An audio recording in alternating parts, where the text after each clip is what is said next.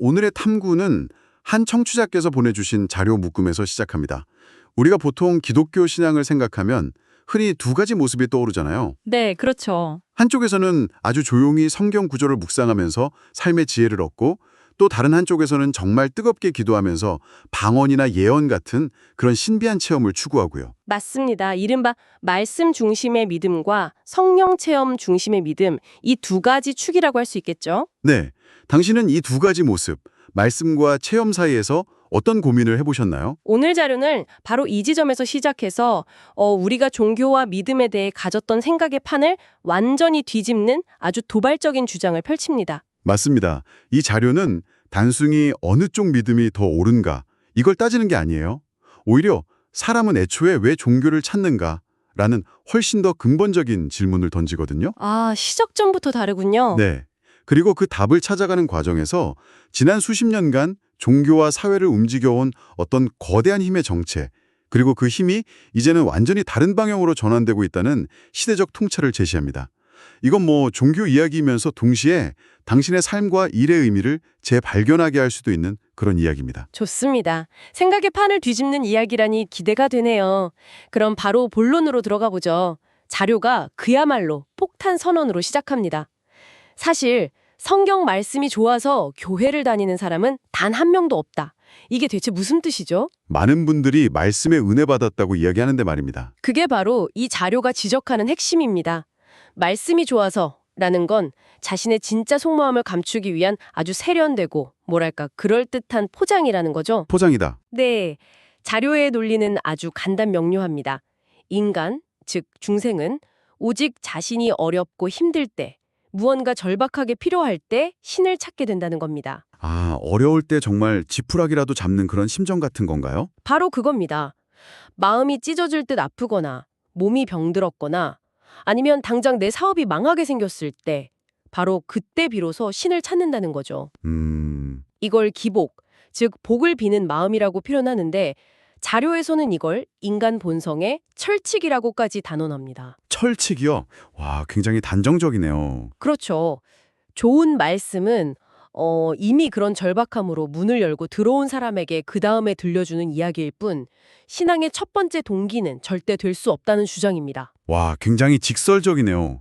듣고 보니 일리가 있는 것 같기도 합니다. 사실 아무 문제 없이 행복하기만 한 사람이 굳이 종교를 찾을 이유는 적을 테니까요. 맞습니다. 그렇다면 성령 체험, 그러니까 병을 고치거나 미래를 예언하는 등의 그런 신비한 능력은 이 기복신앙과 어떻게 연결되는 건가요? 한국교회의 폭발적인 성장이 바로 이런 기적적인 체험에서 비롯되었다는 이야기도 있지 않습니까? 정확히 그 지점을 파고듭니다. 사람들의 그 복을 비는 마음이라는 절박한 수요가 있었고 네, 수요가 있었고 그 수요를 채워주는 기적적인 공급이 있었다. 이렇게 보는 거죠. 수요와 공급의 원리로. 재밌네요. 네. 병든 자는 낫고 가난한 자는 부자가 되는 기적이 눈앞에서 펼쳐지니까 사람들이 구름대처럼 몰려들 수밖에 없었다는 분석입니다. 그런데 여기서 자료는 또 한 번 예상을 벗어나는 주장을 해요. 또요? 네. 그런 신비한 능력은 그 능력을 행하는 목사님이나 스님, 그 개인의 것이 아니라는 겁니다. 개인의 능력이 아니라니요? 그럼 그건 대체 누구의 힘이라는 거죠? 자료에서는 그런 능력을 가진 사람을 영매라고 표현합니다.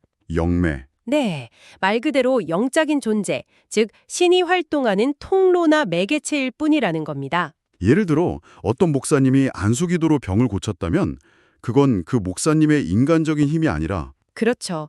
그를 통해 역사하는 어떤 영적인 힘이 병을 고친 것이라는 해석이죠. 그러니까 그 사람은 신의 힘을 전달하는 일종의 와이파이 공유기 같은 역할이라는 거군요. 아주 적절한 비유입니다. 본인이 데이터를 만드는 게 아니라 그냥 신호를 전달만 해주는. 맞습니다. 자료는 조용기 목사님이나 성철 스님 같은 분들이 평소에 접해보지 못했을 여러 외국어를 구사하거나 특별한 능력을 보인 것도 비슷한 사례로 봅니다. 그런 이야기도 있었죠. 글몬도사 같은 학문과 관련된 신이 내려와서 그들을 통해 능력을 펼쳤다는 거죠. 심지어 이름도 모르던 할머니가 갑자기 신을 받은 뒤에 7개 국어를 유창하게 구사하게 된 이야기도 예시로 드는데요. 와, 중요한 건 이 모든 놀라운 능력과 기적에는 아주 분명하고 의도적인 목적이 있었다는 점입니다. 목적이요? 단순히 아픈 사람 돕고 어려운 사람 일으켜주는 그런 선한 목적이 아니었네요. 물론 그런 결과도 있었지만 이 자료가 말하는 근본적인 목적은 조금 다릅니다. 제2차 세계대전 이후에 영적인 힘들이 인간 세상에 내려와서 이런 기적들을 행한 가장 큰 이유는 딱 하나. 하나요. 바로 사람들을 끌어모으기 위함이었다는 겁니다. 끌어모은다. 마치 거대한 자석처럼요? 네, 단순히 뭐 영혼을 구원하거나 진리를 전파하는 게 아니라 일단 사람 숫자부터 모으는 게 목표였다. 그렇습니다. 아주 강력한 자석이죠. 병을 낫게 해주니 아픈 사람들이 전국에서 모여들고 사업이 잘 되게 해주니 기업가들이 모여드는 시기입니다.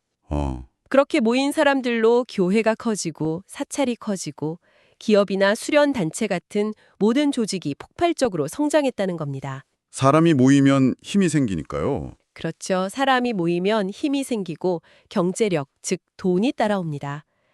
자료에 따르면 20세기 후반까지는 바로 이 사람을 모으는 작업이 신들이 쟁한 거대한 프로젝트였다고 설명합니다. 와, 이건 정말 완전히 새로운 관점이네요. 인류의 역사를 보이지 않는 힘의 프로젝트라는 관점으로 해석하다니. 알겠습니다. 그럼 그 프로젝트는 지금도 계속되고 있는 건가요? 바로 여기서 이 자료에 가장 충격적인 주장이 나옵니다. 네. 그 끌어모으는 시대는 이제 끝났다는 겁니다. 끝났다. 네, 프로젝트 1단계가 공식적으로 종료되었다는 선언이죠. 잠깐만요. 시대가 끝났다뇨? 그럼 더 이상 기적이 일어나지 않는다는 말인가요? 이건 정말 큰 주장인데요. 자료에서는 이 주장을 뒷받침할 만한 어떤 구체적인 근거나 사회 현상을 제시하나요? 네, 아주 명확한 근거를 제시합니다. 자료가 작성된 2012년을 기준으로 약 10년에서 15년 전, 그러니까 2000년대 초반부터 나타난 사회 현상들을 보라는 겁니다. 2000년대 초반. 네. 한때 하늘 높은 줄 모르고 성장하던 대형 교회들의 성장이 멈추거나 신도수가 줄어들고 있죠. 아, 맞아요. 그런 기사들 많이 봤어요. 잘 나가던 기업들도 더 이상 성장을 못하고 현상 유지에 급급합니다. 어디를 가도 예전처럼 병이 기적적으로 낫는다는 소문도 듣기 힘들어졌고요.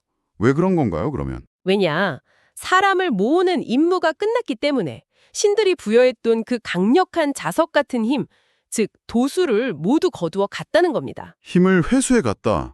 그래서 이제는 그 어떤 조직도 예전처럼 사람들을 끌어모으지 못하고 오히려 기존 구성원들을 지키기 위해 안간힘을 쓰는 상황이 되었다. 이 분석이군요. 네, 맞습니다. 굉장히 설득력 있게 들리네요. 그리고 더 큰 문제는요. 그렇게 수십 년간 끌어모은 거대한 인적, 물적 자원으로 이제 무엇을 할 것인가? 아하. 이 질문에 아무도 답을 못하고 있다는 점입니다. 목표를 잃어버린 거죠. 사람을 모으는 데는 성공했는데 그 다음 계획이 없는 거군요. 그렇죠. 그 사람들과 함께 무엇을 해야 할지에 대한 다음 계획이 없는 겁니다. 그래서 나타나는 현상이 뭔가요? 모아놓은 돈과 권력을 누가 차지할 것인가를 두고 내부에서 다툼과 분열이 일어나는 거죠. 아, 그러네요. 지금 많은 종교단체나 조직들이 겪고 있는 문제가 바로 그거잖아요. 그 문제의 근원이 바로 여기에 있다는 게 이 자료의 진단입니다. 그렇군요. 목표가 사라진 조직의 혼란이라 정말 많은 곳에서 벌어지고 있는 일이네요. 자, 그럼 가장 중요한 질문이 남았습니다. 끌어모으는 시대가 끝났다면 이제 우리에게 주어진 새로운 사명, 새로운 시대의 프로젝트는 대체 뭘까요? 자료는 그 새로운 시대를 한 단어로 요약합니다. 바로 홍익인간의 시대입니다. 홍익인간? 네. 지난 시대에 끌어모은 힘과 자원을 바탕으로 이제는 세상에 빛나는 일을 해야 한다는 거죠. 그리고 그 빛나는 일이란 다름 아닌 널리 사람을 이롭게 하는 것입니다. 홍익인간. 아주 익숙한 말이지만 여기서 다시 들으니까 굉장히 새롭게 다가오는데요.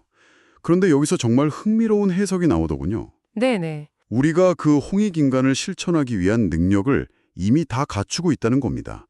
바로 우리의 평범했던 직장 생활을 통해서요. 바로 그 지점입니다.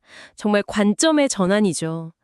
우리가 지난 20년, 30년간 공장에서 기술을 익히고 회사에서 관리 능력을 배우고 시장에서 물건 파는 법을 익힌 것이 단순히 먹고 살기 위한 밥벌이가 아니었다는 겁니다. 밥벌이가 아니었다. 네, 그것은 다가올 새로운 시대를 위해 사회에 필요한 각자의 역할을 수행하기 위한 기나긴 수행 과정이었다는 해석입니다. 와, 저는 그냥 먹고 살려고 매일 야근하면서 보고서 썼다고 생각했는데 그게 사실은 더 큰 목적을 위한 훈련이었다는 말이군요. 그렇죠. 솔직히 좀 위로가 되기도 하고 한편으로는 어깨가 무거워지기도 하는데요. 그렇죠.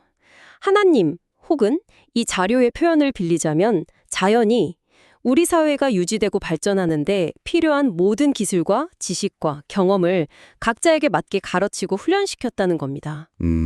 그런데 정작 우리는 그 능력을 어떻게 써야 할지 모른 채 퇴직 후에는 평생 해온 일과 전혀 상관없는 경비원이나 식당 일을 하고 있다는 현실을 아주 안타까워합니다. 심지어 인류 사회에 필요한 기술의 70%가 지금 한국에 모여 있다는 주장까지 하는데요. 70%요? 그건 정말 놀라운 수치인데요. 혹시 그 주장에 대한 구체적인 근거나 설명이 자료에 나와 있나요? 뭐 반도체나 조선 같은 특정 산업을 말하는 건지 아니면 더 넓은 의미의 기술을 포함하는 건지 궁금하네요. 좋은 질문입니다. 자료에서 그 수치를 통계적으로 증명하진 않습니다. 하지만 그 의도는 명확해 보입니다. 전쟁의 폐허에서 불과 수십 년 만에 이만큼 다양하고 압축적인 산업 발전을 이룬 나라가 없다는 점을 강조하는 거죠. 그런 맥락이군요. 네. 제조업, IT, 서비스, 문화 콘텐츠까지 이 모든 분야에서 축적된 기술과 경험, 그리고 실패와 성공의 노하우가 바로 인류를 위해 쓸 수 있는 소중한 자산이라는 겁니다. 네네. 그런데 우리는 그 엄청난 자산을 가지고도 그걸 어떻게 인류를 위해 널리 이롭게 쓸 수 있을지 고민하지 못하고 있다는 통렬한 지적인 셈이죠. 결국 이 자료가 제시하는 미래의 삶의 방식은 더 이상 과거처럼 어떤 신비한 도술이나 기적에 의존해서 복을 비는 것이 아니군요. 네, 도술의 시대는 끝났다고 단언합니다. 앞으로의 시대는 각자가 지난 수행의 시간 동안 갈고 닦은 자신만의 능력과 지식 그리고 경험을 어떻게 세상에 펼쳐내느냐에 따라 삶의 질과 행복이 결정된다고 말합니다. 바르게 산다는 것의 기준 자체가 바뀌는 거대한 패러다임의 전환이네요. 맞습니다. 바르게 산다는 것이 곧 내 삶이 남과 사회를 이롭게 하는 삶을 의미하게 된다는 거군요. 네, 바로 그거죠. 단순히 착하게 살거나 특정 종교의 교리를 따른다고 천국에 가는 게 아니라 내 재능과 경험으로 세상에 실질적인 빛이 되는 삶을 살아야 한다는 것. 이건 정말 중요한 메시지 같습니다. 그렇다면 만약 지금 내 삶이 너무 고통스럽고 힘들다면 그건 어떻게 해석해야 할까요? 그 고통이 바로 신호라는 겁니다. 신호요? 네. 당신이 지금 무언가 잘못된 방향으로 가고 있다는 자연이 보내는 강력한 경고등이라는 거죠. 내가 가진 능력을 엉뚱한 곳에 쓰고 있거나 나만을 위해 이기적으로 사용하고 있을 때 혹은 아예 쓰지 않고 썩히고 있을 때 삶이 고통스러워진다는 겁니다. 따라서 고통의 원인을 외부에서 찾지 말고 내 삶의 방향이 널리 사람을 이롭게 하는 길에서 얼마나 벗어나 있는지를 돌아보고 그 방향을 바로잡아야 한다는 것이 이 자료의 핵심적인 처방입니다. 알겠습니다. 이제 전체적인 그림이 명확하게 그려지네요.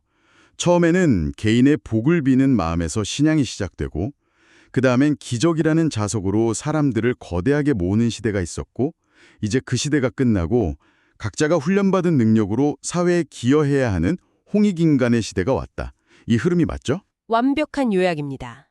그리고 이 새로운 시대의 삶은 결코 고통스러운 희생이 아니라고 강조합니다. 오, 그런가요?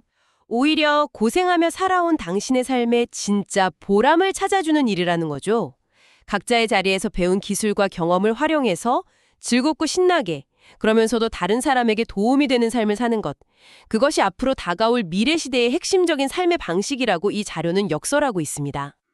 오늘 탐구는 말씀이냐 체험이냐는 종교적인 질문으로 시작했지만 결국 우리 각자의 삶의 목적과 방향에 대한 거대한 질문으로 이어졌습니다. 어쩌면 가장 현실적이고 실용적인 이야기가 아니었나 싶네요. 맞습니다. 이 자료의 관점에 따르면 당신이 수십 년간 직장에서 익힌 기술, 후배들을 가르쳤던 노하우, 수많은 갈등을 해결했던 관리 능력, 그 모든 경험은 결코 사라지는 것이 아닙니다. 단순한 밥벌이 수단이 아니었던 거죠. 네. 그것은 바로 이 새로운 시대를 위해 준비된 당신만이 가진 고유한 힘일지도 모릅니다. 마지막으로 이 질문을 당신께 던져봅니다. 당신의 삶이라는 길고 긴 수행을 통해 당신은 무엇을 배웠습니까? 그리고 이제 그 힘으로 당신 주변과 세상을 위해 어떤 빛나는 일을 할 수 있을까요? 한번 진지하게 생각해 보실 문제입니다.